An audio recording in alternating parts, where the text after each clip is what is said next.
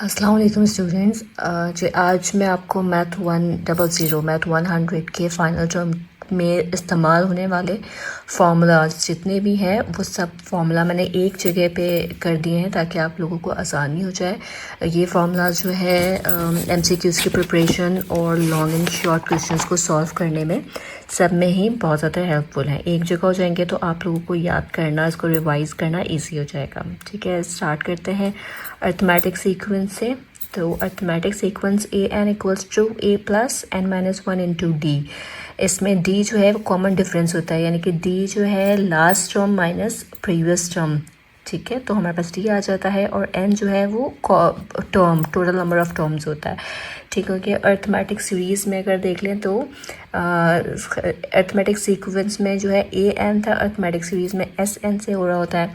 ठीक है, equals to N by two into A plus A N. सही है, और ए एन हमारे पास जो है वो हम प्रीवियस इसके मुताबिक ए एन हमारे पास इसके इक्वल्स था A plus N minus one into D. तो इस जगह पे जो है ए एन की जगह पे हम ये चीज़ पुट कर देंगे तो हमारे पास अर्थमेटिक सीरीज़ का फार्मूला जो है वो ये बन जाएगा। ठीक हो गया। ज्योमेट्रिक सीरीज़ आ गई, यहाँ पे डिवीजन हो रहा होता है अर्थमेटिक में, ज्योमेट्रिक सीरीज़ में जो है वो मल्टीप्लिकेशन है। ठीक है, A N equals to A into R whole power N minus one. ठीक है, फिर ज्योमेट्रिक सीक्वेंस हो गया, ये ज्योमेट्रिक सीरीज़ हो गया। वही चीज़ है कि एस एन हो जाएगा और इस तरह से मल्टीप्लिकेशन हो जाएगा। आर जो है वो कॉमन रेशियो है, यानी कि लास्ट टर्म में से माइनस प्रीवियस टर्म माइनस कर देंगे तो ठीक है जी। नेक्स्ट आ गया इनफिनाइट ज्योमेट्रिक सीरीज़। ठीक है, इनफिनाइट ज्योमेट्रिक सीरीज़ का ये फार्मूला होता है परम्यूटेशन और कॉम्बिनेशन बायनॉमिनल थ्योरम देख लें।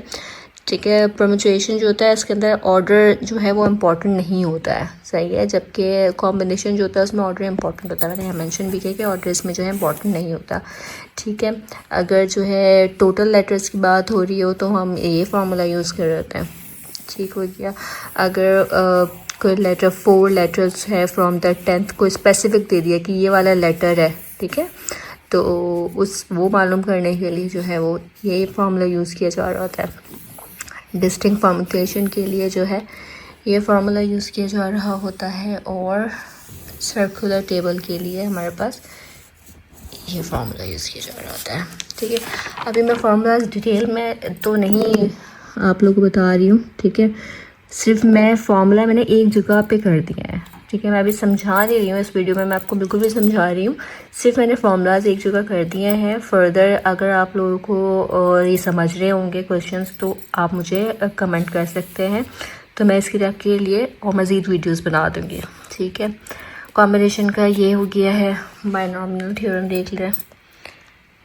ठीक है, कोऑर्डिनेट ज्योमेट्री पे आते हैं तो डिस्टेंस फार्मूला बिटवीन 2 पॉइंट्स ये है।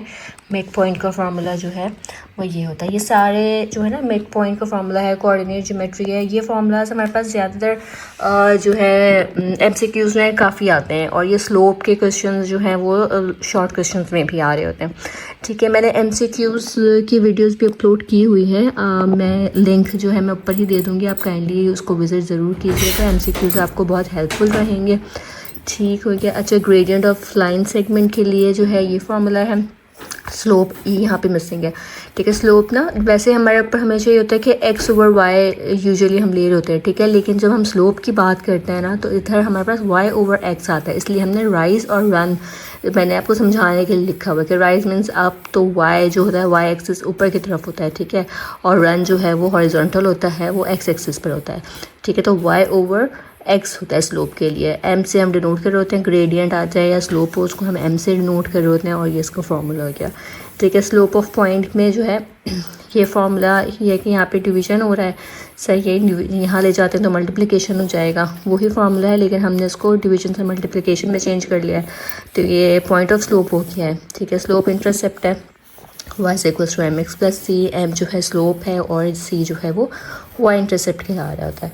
ठीक हो गया। पैरेलल लाइन ऑफ स्लोप अगर देखें तो देखें ये two lines are parallel when their slope is same. जब दोनों का स्लोप, दो लाइंस का स्लोप सेम है ना, तो वो पैरेलल लाइंस है, ठीक है। लेकिन अगर दो लाइंस का स्लोप जो है वो रेसिप्रोकल है और नेगेटिव है, ठीक है, तो वो परपेंडिकुलर है। रेसिप्रोकल मीन्स के सेम नंबर है, सेम वैल्यू है, लेकिन वो रिवर्स में है। जैसे 3/5 है, यहाँ पे 5/3 हुआ है, ये पॉजिटिव का है या नेगेटिव का है, ठीक है। जब रेसिप्रोकल और नेगेटिव होगा तो वो परपेंडिकुलर लाइंस होंगी। अच्छा, अब अगर हम कॉस फंक्शन की बात करें तो ये वैल्यूज़ हैं जो कि आपको याद रखनी होंगी। एमसीक्यूज़ में भी आ जाती हैं, क्वेश्चन भी रिलेटेड इससे आ सकता है, ठीक है। जैसे कॉस 0 = 1 है। अच्छा, थोड़ा जैसे मैंने पहले भी कहा कि मैं इस वीडियो में ना एक्सप्लेन नहीं कर रही ज़्यादा, ठीक है, क्योंकि मेरा इस वीडियो का मेन मकसद ये है कि सिर्फ मैं जो हूँ आप तक सारे फार्मूलाज एक जगह पे आपको ना पहुंचा दूं, ताकि आप इधर उधर से ढूंढे ना, एक ही जगह सारे फार्मूलाज मिल जाएंगे तो फिर क्वेश्चन सॉल्व करना ईजी हो जाता है, ठीक है।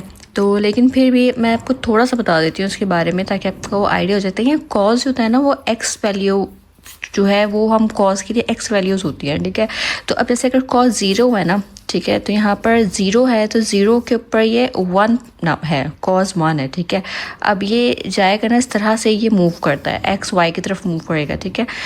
यहाँ 1 से यहाँ 0 पे ये 1 था, ठीक है। अब यहाँ से जब ये 90 डिग्री पे पहुँचा है, ठीक है, 90 डिग्री पे पहुँचा है जब, तो ये 0 हो गया, ठीक है। 90 डिग्री में कॉस 0 हो गया, ठीक है। अब जब 90 डिग्री से 180 डिग्री पे पहुँचा है तो ये प्लस एक्स एक्सिस होता है, ये माइनस एक्स एक्सिस है, ठीक है।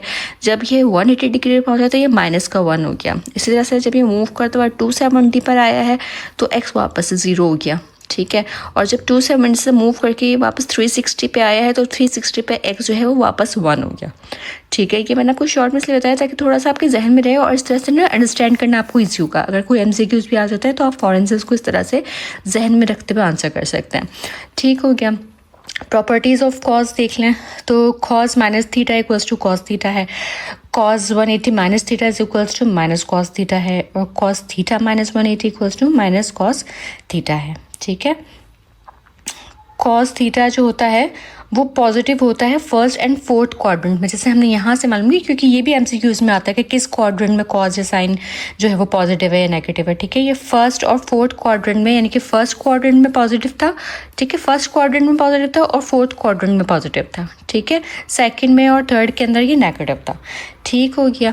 अच्छा, इसी तरह से साइन फंक्शन है, साइन का भी सेम इसी तरह से ही है, मैंने यहाँ पे बताया नहीं है क्योंकि मैंने यहाँ समझा दिया। अब कॉस के लिए एक्स लिया था, साइन के लिए आप वाई को जहन रखते हुए ना जहन में, और फिर इसकी नंबरिंग कर लेते हैं कि साइन 0 = 0 है, 90 = 1 है, साइन 180 = 0 है, साइन 270 = -1 है, और साइन 360 = 0 है, ठीक है। इसकी प्रॉपर्टीज़ भी आप देख लें, ठीक है। Sine -θ = -sin theta, sine 180 theta तो साइन थीटा, ये जो है ये 180 थीटा था तो माइनस में था, और साइन जो है वो पॉजिटिव का हो जाता है, ठीक है। ये हो गए, और यही इसी तरह से आप क्वाड्रेंट्स मालूम कर सकते हैं कि साइन जो है वो किस क्वाड्रेंट में पॉजिटिव है और किन क्वाड्रेंट्स में नेगेटिव है।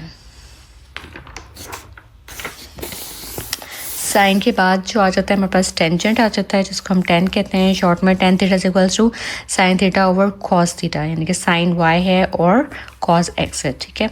तो इसी तरह से हमने tan के जो है वो फंक्शंस निकालने के, tan 0 = 0 है, tan 90 अनडिफाइंड हो जाता है, 180 0 है, 270 फिर अनडिफाइंड है, और tan 360 0 है, ठीक है। इसी तरह से इसकी प्रॉपर्टीज़ हो गई हैं, और साथ ही जो है ये मेंशन किया है कि किस क्वाड्रेंट में ये पॉजिटिव है और किस क्वाड्रेंट में tan थीटा जो है वो नेगेटिव होता है,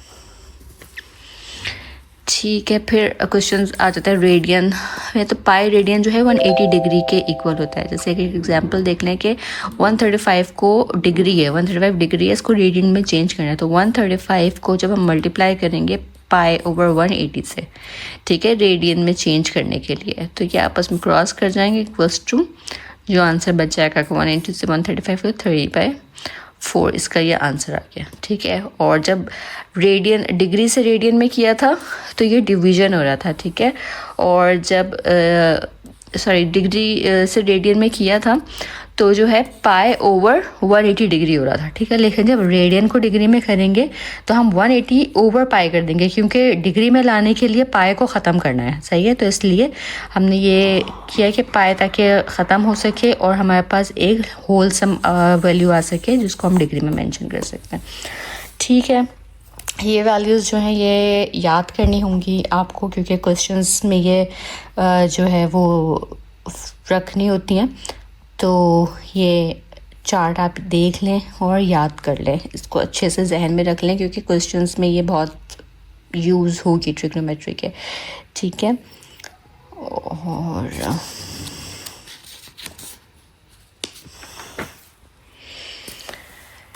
ये कुछ एग्ज़ाम्पल्स थी, ठीक है। कि जैसे एक ही एग्ज़ाम्पल मैं आपको बता देती हूँ कि क्वेश्चन आ गया कि cos 135 है, ठीक है।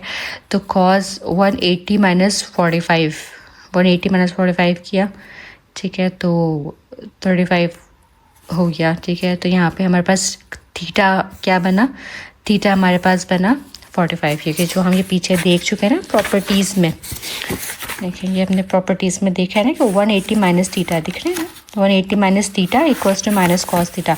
तो ये जो हो गया ना 180 में से हमने माइनस करना है तो हमारे पास थीटा बन जाएगा, ये तो माइनस कॉस थीटा हो गया, ठीक है। और माइनस कॉस थीटा की क्या वैल्यू है, माइनस कॉस थीटा की वैल्यू जो है वो हमारे पास यहाँ से आ रही है, ठीक है। कॉस थीटा की जो वैल्यू आ रही है हमारे पास वो यहाँ से आ रही है 2/2, ठीक है। 45 पे 45 थीटा हो, ठीक है, तो हमारे पास 2/2 कॉस थी, सही है। तो ये वैल्यू हमने यहाँ पर पुट कर दी और ये हमारा आंसर हो गया, ठीक है। इसी तरह के क्वेश्चन होंगे, लेकिन उसके लिए ज़रूरी है कि आप ये चार्ट अच्छे से जहन नशीन कर लें, ठीक है। ये चार्ट जहन नशीन कर लें और इसके अलावा आपको ये प्रॉपर्टीज़ जो हैं ये याद हों, कॉस की, साइन की, टेन की, ताकि आप इस हिसाब से 180 में से एंगल को माइनस करें, ताकि जो एंगल बन रहा होगा वो आपको जो है इस चार्ट में से निकल जाएगा और वो आप वहाँ फिल कर सकेंगे, ठीक है जी। इसके साथ ही जो है ये वीडियो मेरी कंप्लीट हो रही है। फार्मूला इसकी ये तकरीबन तमाम फार्मूलाज आई थिंक मैंने मेंशन कर दिए हैं। आई होप कि आपके लिए बहुत यूज़फुल रहेंगे, ठीक है। और इंशाल्लाह जब मैं नेक्स्ट वीडियोस अपनी अपलोड करूँगी तो उसमें मैं डिटेल्ड क्वेश्चंस वगैरह आपको समझा दूँगी, ठीक है। अभी तो जो है काफ़ी लिमिटेड सा रहा है। MCQs मैंने पहले भी मेंशन किया था कि मैंने MCQs भी अपलोड किए हुए हैं, आप काइंडली उसको भी विज़िट कीजिएगा। इंशाल्लाह MCQs भी आपके लिए काफ़ी हेल्पफुल रहेंगे। बाकी ये फार्मूला हो गया और आई होप कि इनकी मदद से जो है आपका पेपर्स इंशाल्लाह बहुत अच्छे हो जाएंगे, ठीक है। और इंशाल्लाह मैं अपनी नेक्स्ट वीडियो के साथ फिर हाज़िर होंगी। तब तक के लिए आप सब अपना बहुत ख्याल रखिएगा। बेस्ट ऑफ लक आपके एग्ज़ाम्स के लिए। अल्लाह हाफ़िज़।